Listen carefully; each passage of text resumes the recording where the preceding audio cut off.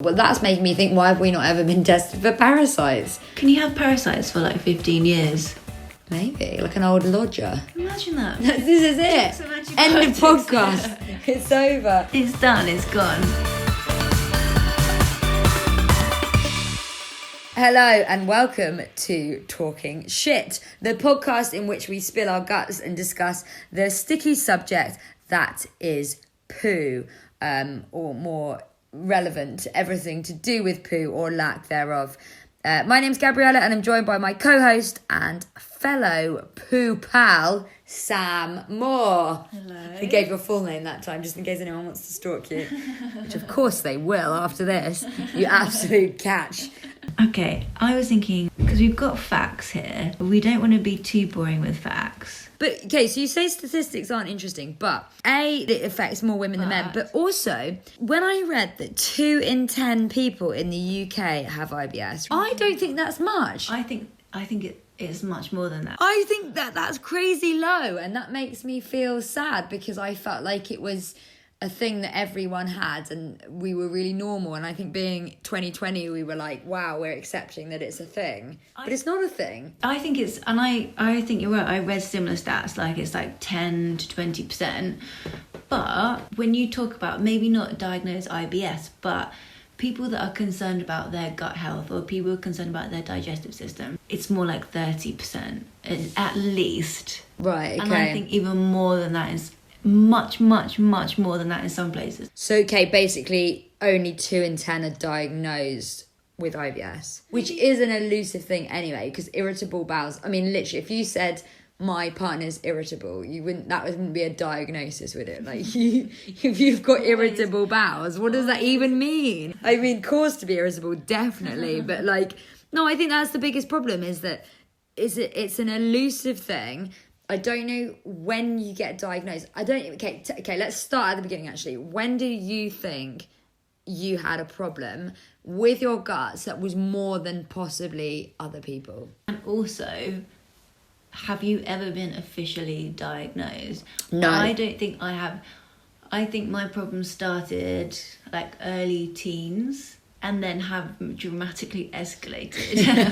Because I feel like when we're looking at the stats, most people have first symptoms when they're between 20 and 30. That's when I feel like mine massively escalated. And is that like, because they say it's a lot to do with mental health and anxiety, is that when, because that's definitely when my anxiety is kicked off. Well, do you know what would be interesting is comparing the statistics of people that get anxiety, because I've read before that women in their 30s are more, late 20s, 30s, are more likely to get anxiety. So then it would make sense that if IBS is an anxiety-induced problem, that you would get it as a woman in your late 20s, early 30s. But I think stress is massive. And so your first kind of awareness of it was teens. Was there a particularly stressful time? I mean, not that I can remember. I mean, obviously you get your stresses, normal stresses of teens, right? I didn't have a particularly stressful teenage life, I wouldn't, more than like other people. But was there one event? Because for me it was GCSEs, which is really, really significant in my memory. I went to the doctors and said, Did you? Yeah, because this is awful. It was loud. Not my gas. The actual movement of my bowels, like the gurgling. the gurgling was loud, and I remember revising for my GCSEs. So I was 16, and I felt like I had such a problem because it was embarrassing. Obviously you're 16, you don't want to have gurgling bowels, and I went to the doctors and they said you've got likely IBS, but still not even a full diagnosis. But that was specifically my GCSEs, and I was stressed. And do you know what's interesting? I don't know if this is because having IBS bowel problems, but I can distinguish that gurgle from like another gurgle. I don't know why, but it has a specific tone. Don't you think? Is that just me? Genuinely, I have not had that symptom since, but my God, would I wish to have that symptom back, as it's been replaced with far worse and far more antisocial symptoms, let's say. But I feel like I Yeah. was never diagnosed. I don't remember ever. I think I struggled for a long time, and I think I remember going to the doctors and basically self-diagnosing. I actually think that's the really sad thing about I mean, I'm calling it IBS. I don't even know what it is. Like, it's knowing that your bowels don't work perhaps as you might like them to, and it's like you have to go on your own journey. Would there be any other illness whereby you would do it alone? Would you be like, oh, I've got like an infrequent heartbeat, I will figure that out and come to terms with it? Do you know what I mean? Like, we are forced almost to go on our own journey. And also, I think for me, because it was gradual, it creeps up on you, and then it becomes part of your everyday life. And if it gets worse, that's just what you're used to. And I think since recently, when things have become worse because of, you know, stressful things like COVID, and you're like, God, actually, it's really impacting my life. Whereas perhaps it wasn't particularly before. It was just more something that you dealt with. Or was it affecting your life more than you think? But because now we have more time to think about it, maybe if we're working from home, out of jobs, whatever, has this been a huge issue for us our whole lives and we've not known it? When we say that it's trendy or it's on trend to talk about gut health, is that more like it's always been there but now we're focusing on it? Weirdly, I feel like I've started talking about it more and more as the trend has developed, but not because of that trend. It's just more acceptable.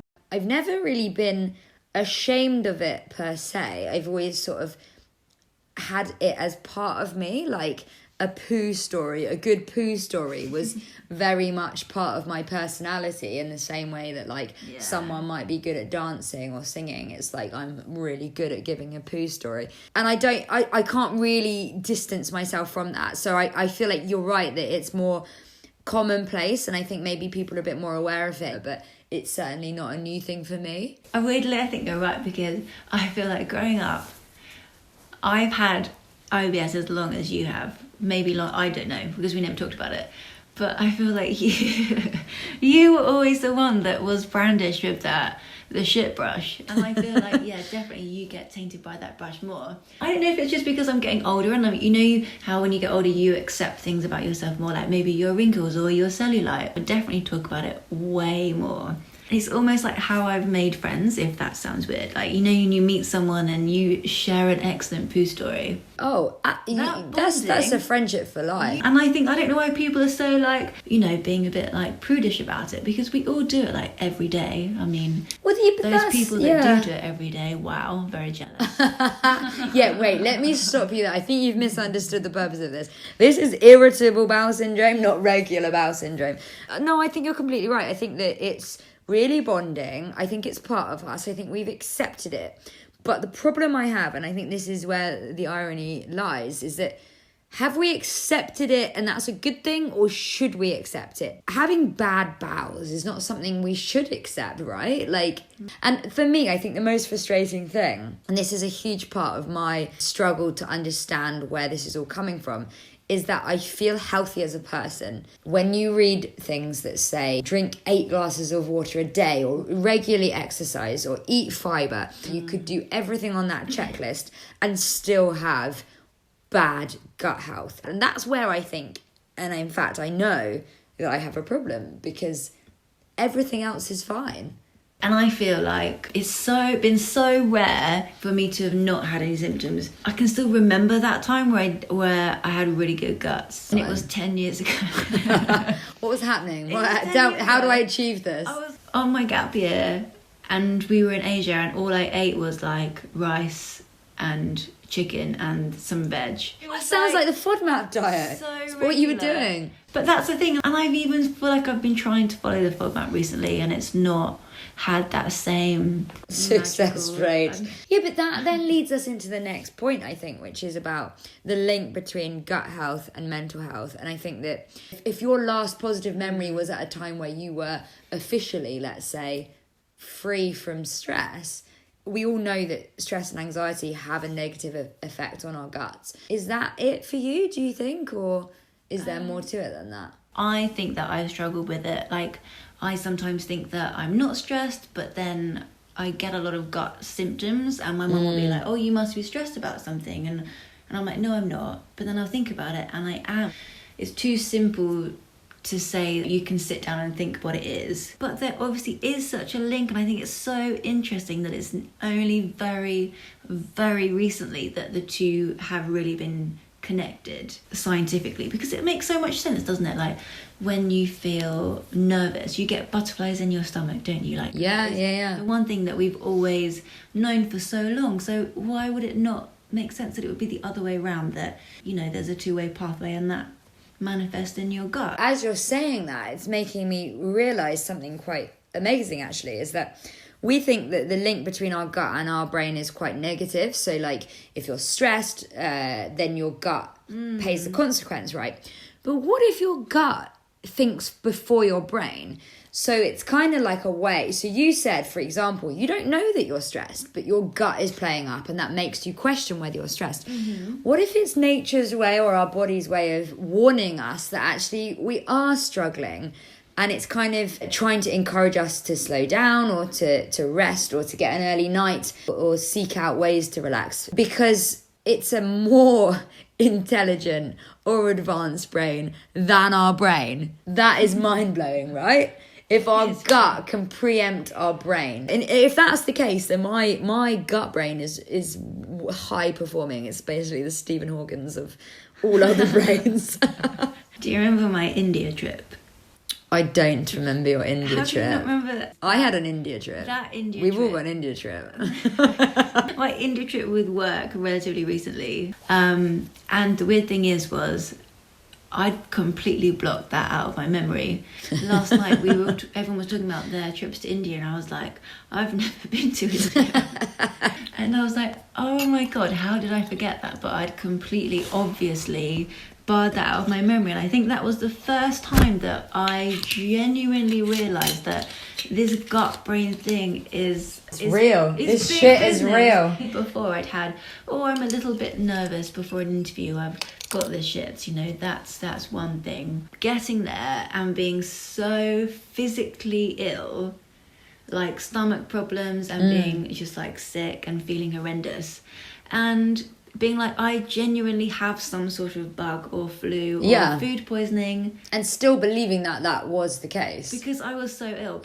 And it was right as soon as my presentations were finished. I mean, I had to leave early. It was incredibly humiliating. Had to leave early, but as soon as I got to the airport, I was absolutely fine. It's like a switch had just flicked in my brain. So interesting. And I was genuinely like, I'm so ill right now. It must be a bug. And it wasn't. I think it's a shame that it's taken people so many years to share these stories, because it's also so interesting. And I think that in an age where we're increasingly aware of mental health and people suffer from anxiety, but how many people suffer from anxiety in the form of an upset stomach or some kind of gut irritation? And I think it's so healthy that we share those stories. So I was looking at the cause of IBS. And it can be, let me read these to you: increased squeezing of the muscles in the wall of your bowel, increased sensitivity to pain from your bowel, inflammation, your genes, or an imbalance in bacteria. So out of those 5, what do you think has kind of been the leading factor into your own bad gut health? You know, I don't know, because genes, I don't know if that comes into it, because there's definitely a lot of anxiety in my family, so maybe that is just how I'm manifesting my anxiety in a way. The others, I feel like, how are you supposed to know unless you go to the doctors and have all these tests done? I was reading the lovely Beat IBS book that you bought me for my wedding present. Oh, it's lovely when you get married and that's your wedding present. Yeah. And I thought, I was flabbergasted. It was saying that it wasn't a staggering amount, maybe I think just under half, like maybe like 40-something% of people with IBS they put down to because of having a parasite. Oh, that's it. God, I didn't know you were going to say that. I thought is an astonishing amount, because if that is true, why would you not test everybody with IBS symptoms for a parasite? That's what people are claiming they have, or that is... It mentioned 2, one more than the other.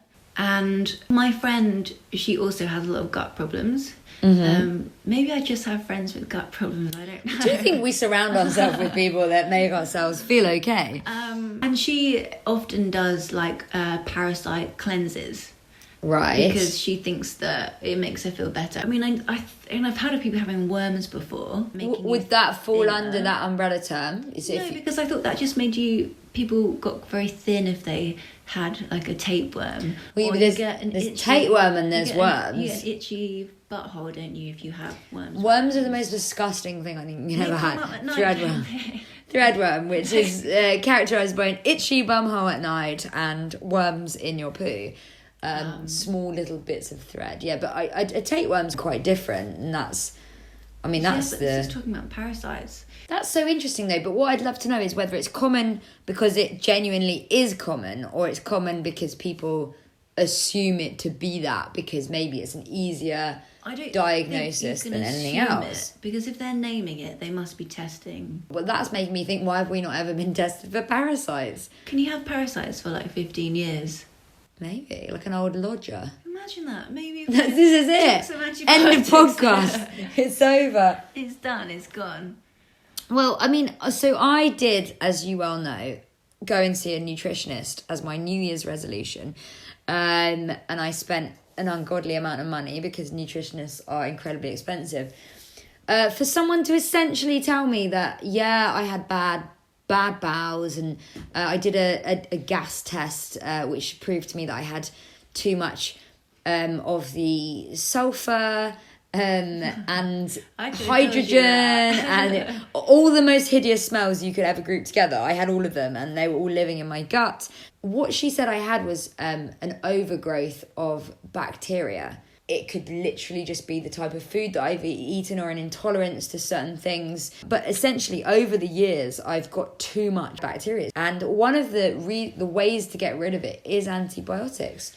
But you don't want antibiotics, really, because antibiotics are really damaging. And I think the whole point is that your gut is made up of a really diverse selection of bacteria that you've cultivated over the years, and if you take antibiotics, it strips that bacteria from your gut. So it's kind of tricky, and I think there's no real quick fix, but obviously the whole point in this is that we're trying to come up with a fix, quick or otherwise.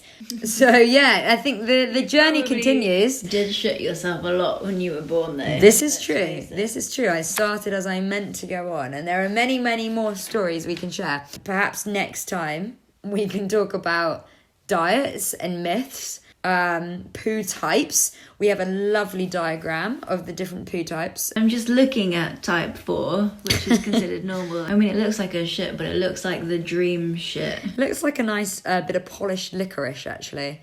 A lovely stick of licorice. But unfortunately, the truffles of type 1 are more me right now. So yeah, let's call it a day and pick up where we left off with more poo stories and poo adventures and poo abstinence on another time.